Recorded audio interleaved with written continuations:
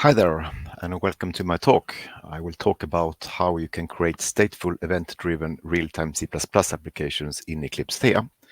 So my name is Mattias Mohlin. I work at HCL Software in a department where we specialize in exactly creating those kind of C++ development tools. So just to set the stage, I'd like to describe what do we mean by stateful real-time software.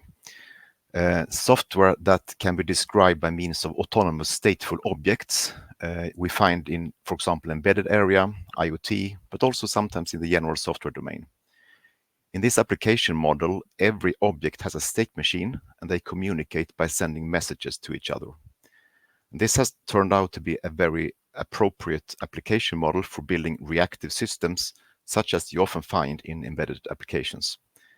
And they are often implemented in C++, and they have a quite long history of industrial use, I think at least 30 years. So we have customers that use this in the telecom area for creating medical devices, military systems. It's quite common when you write the software for controlling manufacturing machines to use this in industrial automation and in many more. And currently, since many years, we have products for this market based on Eclipse and UML modeling. And there is actually two flavors of them, one produced by IBM and another one by HCL. You can see the names here on the slide, but they are functionally equivalent. So let's look inside a coffee machine, what kind of software we may find there. So we may find objects in the software that are responsible, for example, for boiling the water, for brewing, controlling the brew process, for grinding the beans, or for controlling the display, which a user can click when he wants to select his beverage. These objects are autonomous, but they, of course, need to communicate. So they need to send messages back and forth, and those messages may or may not contain data as necessary.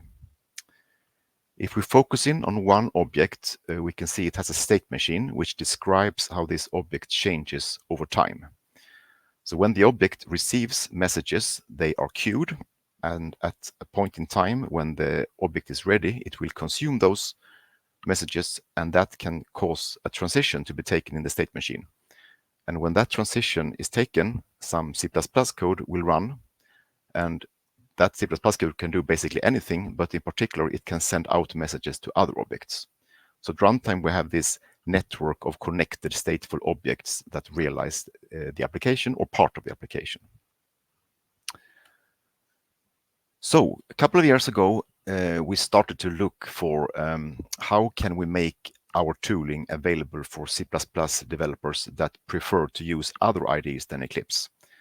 And it didn't take us long until we realized that we need to look on, in particular, two IDEs, Visual Studio Code and Eclipse Theia. And the reason we settled for those were that we, for a long time, have had requirement not only to run the tool as a desktop application, which the Eclipse IDE obviously does, but also in a web browser.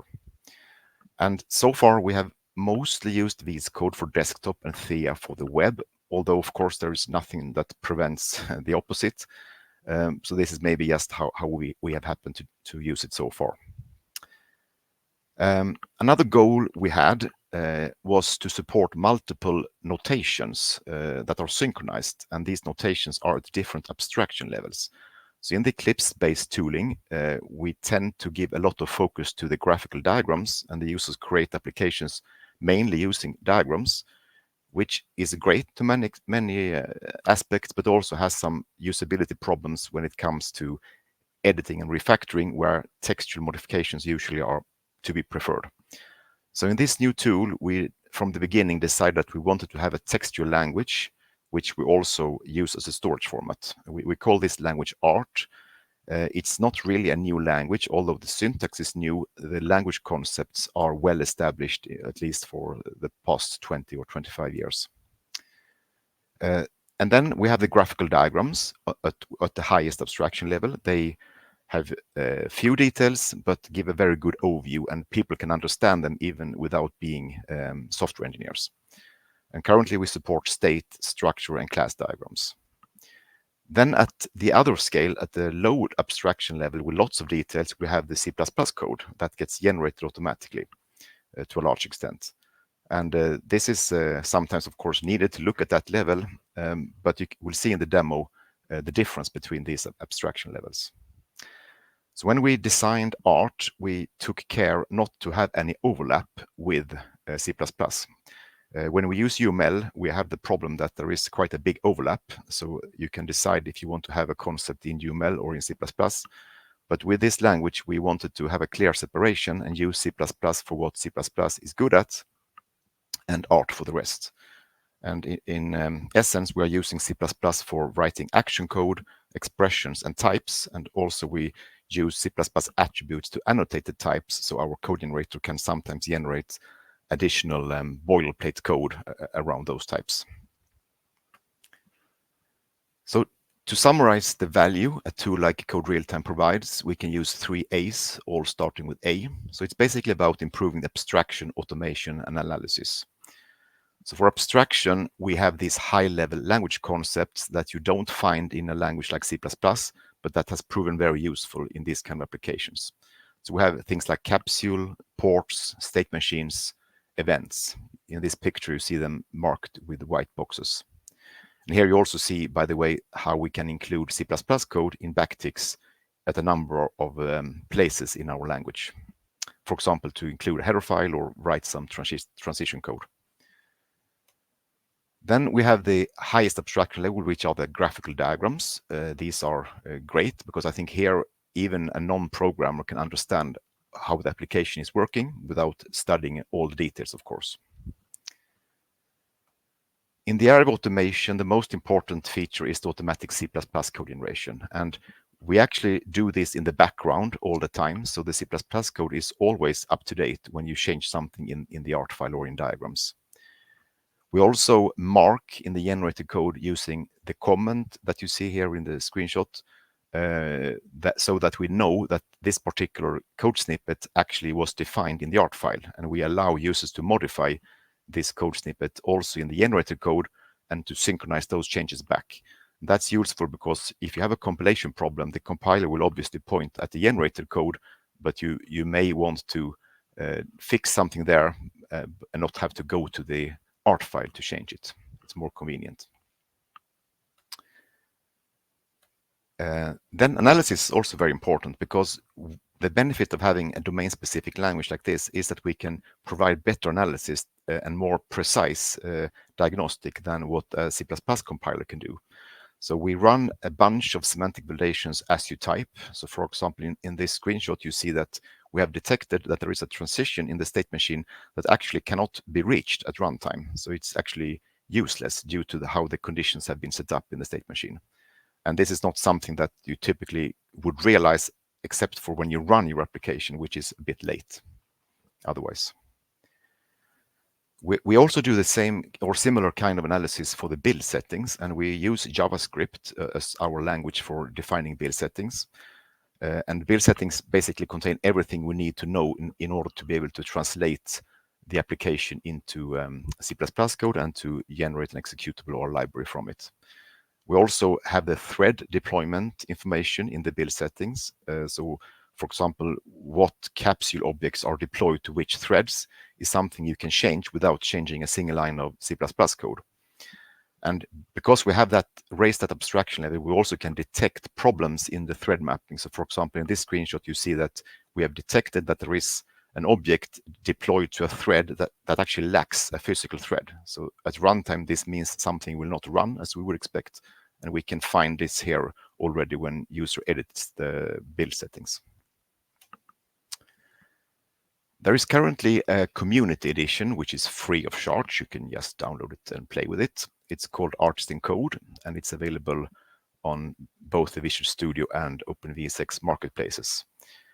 We are planning a commercial edition also, actually not too far in the future, about a month from now. And by then we will also rename to Code RealTime. So that is the name you will see going forward.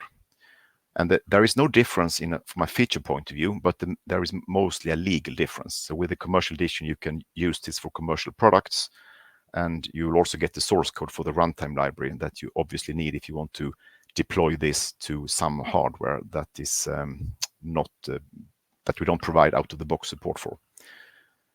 and a support entitlement you also get, of course. So then let's switch to looking at the demo. And for this demo, I will use CDT Cloud Blueprint. So it's clearly said here that this is not meant to be used as a production-ready product, but I think so far this is what is available out of the box in terms of a C++ IDE for based on Theia. So I have created here a sample that consists of two communicating state machines, one adder and one multiplier. And together they create an approximate value of the pi using the Madhava formula, which was an Indian mathematician 700 years ago, I think. So it's not maybe a typical example for what people use, but still some problem you can solve by means of two communicating state machines. I will start with the lowest level of abstraction, namely the C++ code that got automatically generated from these files. And I will open the adder.cpp, which was generated from the adder.art file. And first of all, we can see here that this state machine just contains of a handful of states and transitions, but still it's nearly 400 lines of code. And what you typically will write if you code a state machine manually in C++ is something like this. It will be a nested case, a switch statement in a for loop. And this, of course, can be understood, but I would argue that this is not the best way of looking and working with a state machine. It's quite tedious to write this code, and it's a bit error prone. Also note here that we have these transition functions, or also for other things, but that are marked with these comments. This shows that these three lines here actually are defined in the art file, and you have the hyperlink to the art file up here. And I can change here and propagate those changes back to the art file. And I can also use this hyperlink for navigating to the art file. And it would show me here that this code snippet corresponds to what I saw here in the file at this line. So let me try to put these next to each other so we can see them both at the same time. And when I modify something up here, you see that it automatically changes down here, so proving that we have automatic code generation going on in the background all the time. So basically you can decide if you prefer to edit down here or up here. It's just the same thing, but two different abstraction levels. And the latter is good in case you need to fix a bug, like here. And then when you save that, we synchronize those changes back to the art file. So it's perfectly fine to fix, for example, a compilation problem directly where the compiler will point you at. Looking in this art file, we see that it's significantly shorter. So the same information that took 360 lines in C++ is 1/6 the size here in art. And it's also easier here to understand what is going on here. We have an object defined by this capsule. It has some ports for communication. It has a state machine that contains states, and we can even start to understand the state machine by looking at these transitions here. But we can do better from an abstraction point of view. We can visualize this state machine graphically, and let's do that by opening the state diagram. And I will try to put everything visible at the same time, even if my screen is maybe not big enough to do that. I can make this a little bit shorter. So here we have a graphical diagram that shows the same thing as you saw, but of course not exactly everything, but the most important part, namely the state machine. And here we have now an abstraction level where even a non-programmer can understand what is happening here. So we start in this initial state, we go to the idle state, we wait until we get a request to do a computation. Then we enter this state computing, which by the way is a composite state, as you can tell by this plus sign. This means there is a nested state machine below it, so we can have hierarchical state machines. So expanding here, we can look at the details if we need to do it, or we can collapse it. And then once we go back here, we take a dynamic decision on this choice point, whether we should compute another increment or if we should wait for another request to come in. So this is a simple state machine. And we can now see what happens if we would like to add, for example, a state. So I can add a state here using cont_assist. And when I do that, it gets updated here in my diagram of course, also here, I have now generated my code automatically on the fly so that the state is available also in the C++ file. Some people may find it easier to edit in the diagram, and we support that too. So you can create a state that way also. And you may have noticed how we do it, that we actually update the art file and let that change propagate out to the diagram and the code. Because the art file is the source, that's what you would put in your Git to version control it.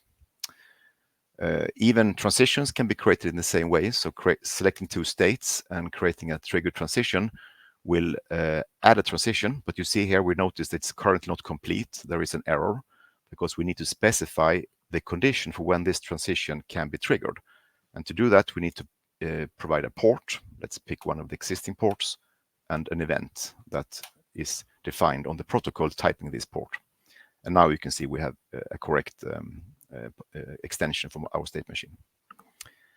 So deleting things you can of course do here. I think most people maybe will prefer that after a while, but you can also select things here and delete using this menu, and then it will also modify. So we do our best to preserve the white space and comments and all those things in the text here. Sometimes that's a little bit challenging, and if you work extensively with the diagram, you may prefer after a while to right click here and do a format document which will clean up the syntax, or not the syntax, but the formatting of the syntax. Okay, so this shows how we can choose which abstraction level we want to work with depending on the task we have at hand. So now let's take a look at how we can build this application to C++ or to an executable. To do that, we need to have a transformation configuration, which essentially is a JavaScript file. And at the minimum, we need to specify the target location. That's basically the workspace folder that you see here, PyTarget, where we have placed our generated code. And we also need to specify this top capsule, which is it's like a main function in Java and C++. This is where the application will start. So it will create an instance of this capsule, and that's how the application gets to run. And by the way, I didn't show you this PyComputer. This is the top level capsule in the application. And we can see very easily what the application does by opening the structure diagram.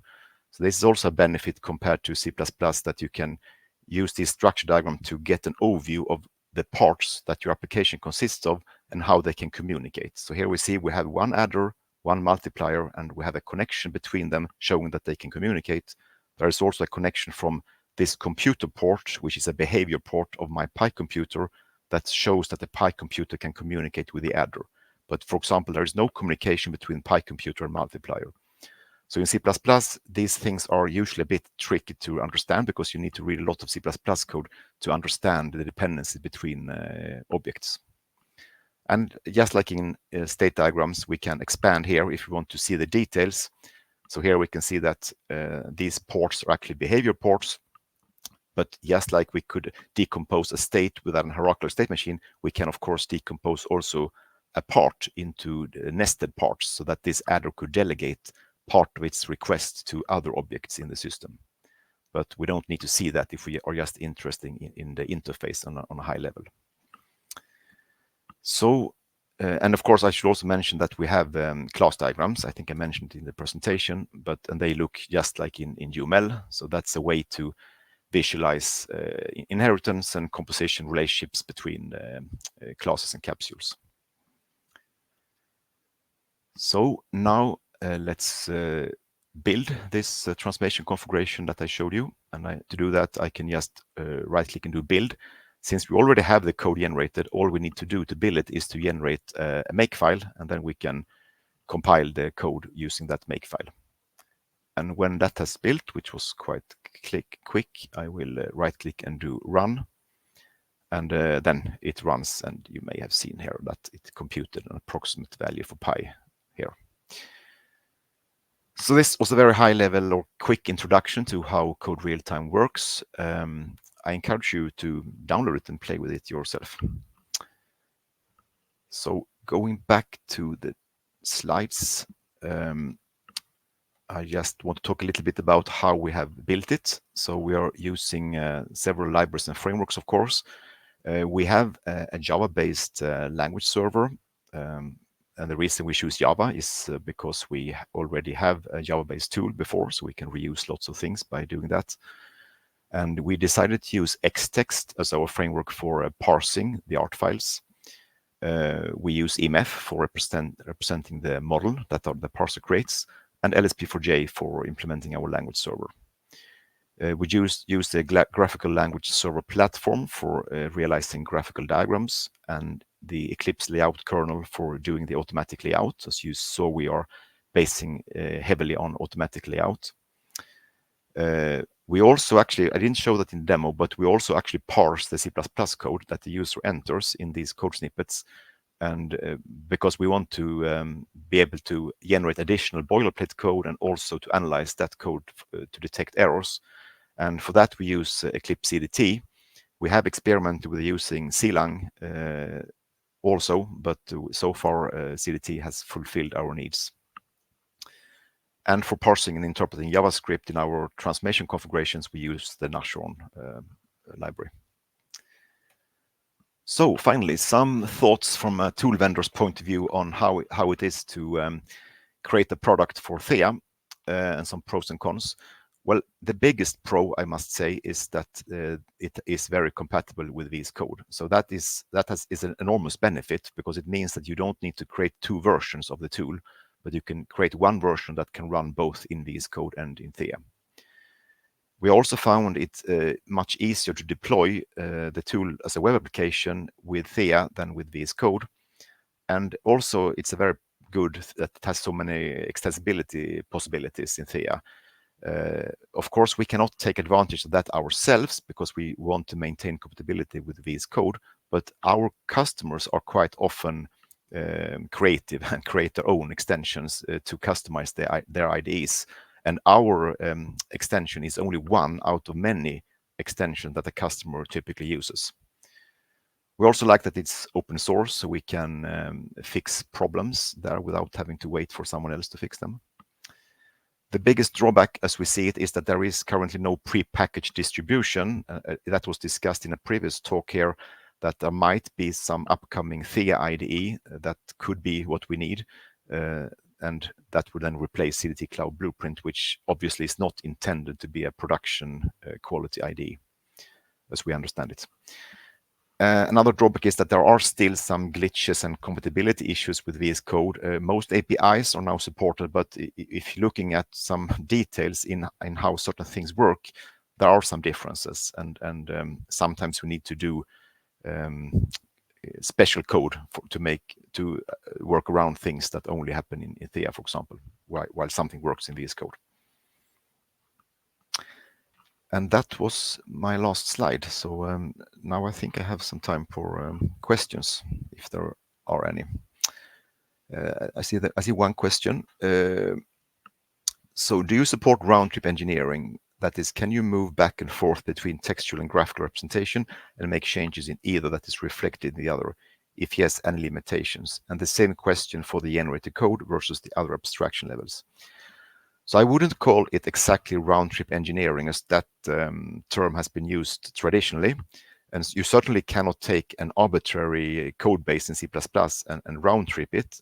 But we do very carefully mark the generated code, as you saw, by these comments, and thereby telling the user that within those comments, you can freely modify the code, and those changes will not be lost next time the code is generated, but it will be synchronized back to the art file. So that is some kind of limited form, I guess, of round-trip engineering. And the limitation is exactly that. You have to stay within those boundaries, and you cannot make arbitrary changes anywhere. For the diagrams, it's similar. We need to use automatic layout because we don't have any place to store information that are non-semantical. There are some exceptions. For example, we can store things like colors. So if I put a color on this state, it will be marked red. But you see here that the way we have to do it is that we have to store that in the art file, because the art file is what gets committed into Git. So we are a bit hesitant to putting too much such non-semantic information, because it can clutter the file. And currently we are taking the approach of having a way to fold those properties so that people can choose whether they want to see them or not. Second question, can you add a state directly in the source code? And by source code, I think then you mean the C++ code. No, you cannot, because actually a state is not only added up here in this state array that I showed you, but it also influences other parts of the code. And it would be, first of all, I don't think that would be very user-friendly to enter states by making multiple modifications in the C++ file. It's much easier to do it either in the art file or in the diagram. So no, we are not supporting that. Third question, can you influence the diagram layout from the art file? For example, show the default flow from top to bottom. Currently not, and the reason is exactly like what I said, that we don't yet store, except for the color, we don't yet support any non-semantic information in these art files. But of course we could. I mean, we could have properties, for example, on a state machine here, because the language allows arbitrary properties to be added to any element. So we could, of course, have some properties that control if you want to have a left to right or top to bottom auto layout.